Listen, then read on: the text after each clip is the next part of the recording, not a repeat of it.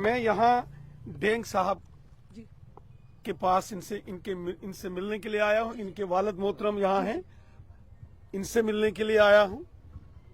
इंसानियत के नाते यहाँ मिलने के लिए आया हूँ।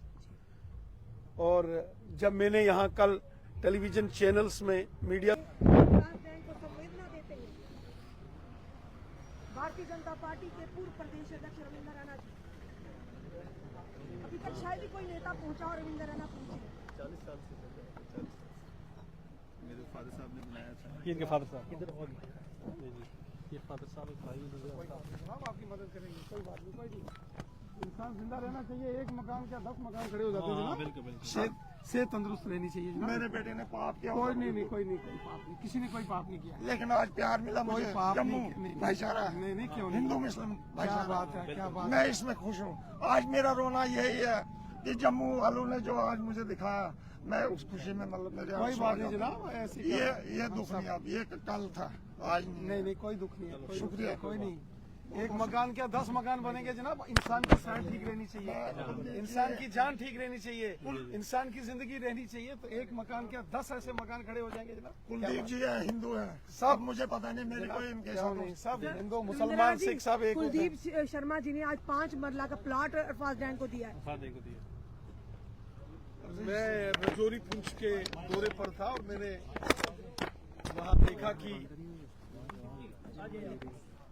वहाँ ये बेटी नेशनल प्लॉट दिया है। मैं चूंकि रजौरी पुंछ के टूर पर था और मैंने कल देखा कि यहाँ डेंग साहब के घर में यहाँ कुछ जीएमसी जेडीए ने कुछ कार्रवाई की है। यहाँ उनका यहाँ मकान था, उसको जमींदोज किया गया है। चूंकि मैं यहाँ नहीं था, रजौरी पुंछ में था, तो मैं आज सुबह ही वहां से यहाँ पहुंचा हूँ। मैं सीधा यहाँ डेंग साहब के घर में आया हूँ। अब इसका क्या कानूनी रीजन रहा, मैंने कल रात को डेंग साहब से फोन पर बात की थी। जब मैंने सोशल मीडिया में ये सारा देखा कि यहाँ इनके मकान को जमींदोज किया गया, मुझे भी बड़ी तकलीफ हुई, बड़ी परेशानी हुई।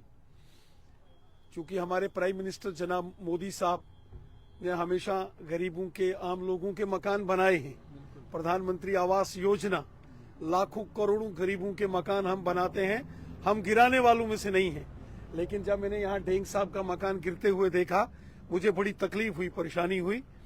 और मैं आज यहाँ इनके घर में आया हूँ और इन्हें यकीन दहानी कराता हूँ कि इनकी हर संभव जो भी जितनी भी हो सकेगी इनकी मदद की जाएगी, हम करेंगे।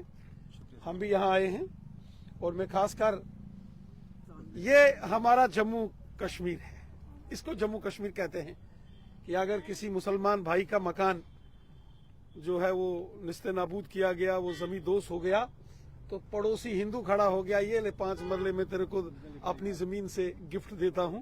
मैं कुलदीप साहब को और उनकी बेटी तानिया जी को भी मुबारक देता हूं कि ये जज्बा रखना चाहिए। ये हिंदुस्तान है, इसको हिंदुस्तान कहते हैं, ये हिंदुस्तान है। अल्लामा इकबाल ने कहा था, मजहब नहीं सिखाता आपस में बैर रखना, हिंदी है हम वतन है, हिंदुस्तान हमारा सारे जहां से अच्छा, हिंदुस्तान हमारा, हम बुलबुले हैं इसकी, ये गुलिस्तान हमारा। अगर डेंग साहब का एक मकान गिरा है, 10 मकान डेंग साहब के बनेंगे। क्या बात है। अगर सरकार की तरफ से अगर कोई भी चीज दी जाती है, अब देखो सरकार, देखिए मैं यहाँ कोई सियासी बयानबाजी नहीं करने आया हूँ। एक मिनट, चूंकि सरकार, अब इसमें सरकार किसकी है? जम्मू कश्मीर की चुनी हुई सरकार है।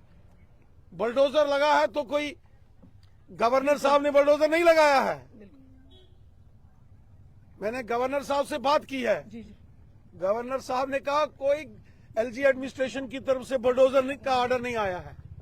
अब कहां से आया है? बिल्कुल, मैं यहां सियासत की बात नहीं करूंगा। मैं किसी के घर में आया हूं, किसी का हालचाल पता लगाने आया हूं और मैं यहां कोई सियासी बयानबाजी करने के लिए नहीं आया हूँ। कुलदीप जी ने बिना सियासत सोचे- करने के बड़े कुलदीप जी ने मौके बिना हमें सोचे मिलेंगे, सर, वहाँ सियासी कुलदीप जी ने बिना सवाल सोचे पूछे हुए- जाएंगे, आज नहीं। उन लोगों के मुंह का तमाचा जो भाईचारे को तोड़ने की कोशिश करते आज कुलदीप जी ने मिसाल कायम की है सर। कुलदीप जी और उनकी बेटी तानिया जी, मैंने पहले कहा यही हिंदुस्तान है, ये हमारा प्यारा हिंदुस्तान है, जिसकी मिसाल यहाँ जम्मू में आज यहाँ सबने पेश की है।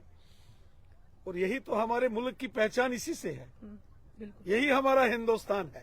सर क्या आने वाले दिनों में जिस तरह से इनके ऊपर कार्रवाई की गई है, क्या आने वाले दिनों में ऐसे लोगों पर फिर से इस तरह से नहीं, बुलडोजर ना चले? क्या आपको लगता है कि जल्द से जल्द देखिए, कोई action मुझे लेना चाहिए? मैं यहाँ मैंने पहले कहा मैं कोई सियासत करने या सियासी बयानबाजी करने या किसी पर सियासी नुक्ताचीनी या तनकीद करने के लिए नहीं आया हूँ।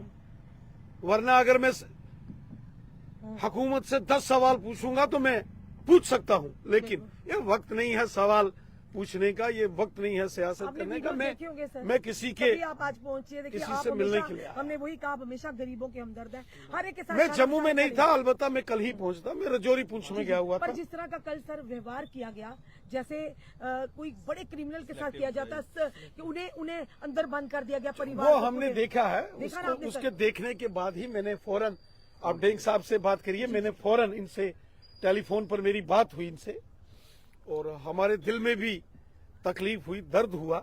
हम भी जैसे आम लोगों के लिए दर्द दिल रखते हैं, उसी तरह हर एक शख्स के लिए दर्द दिल रखते हैं। काश आप जैसा दिल हर एक नेता के दिल में हो सर। अब इसका जवाब मैं नहीं दे सर सकता। जो पत्रकार सच बोलते हैं कि उनके साथ सबके साथ ऐसा ही होगा? दबाने की कोशिश नहीं नहीं नहीं, not at all, not at all, no.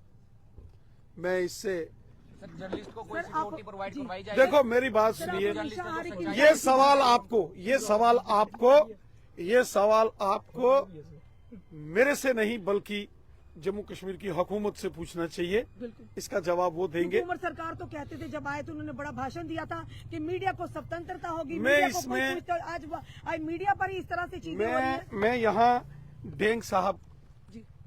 के पास इनसे मिलने के लिए आया हूँ, इनके वालिद मोहतरम यहाँ हैं, इनसे मिलने के लिए आया हूँ, इंसानियत के नाते यहाँ मिलने के लिए आया हूँ।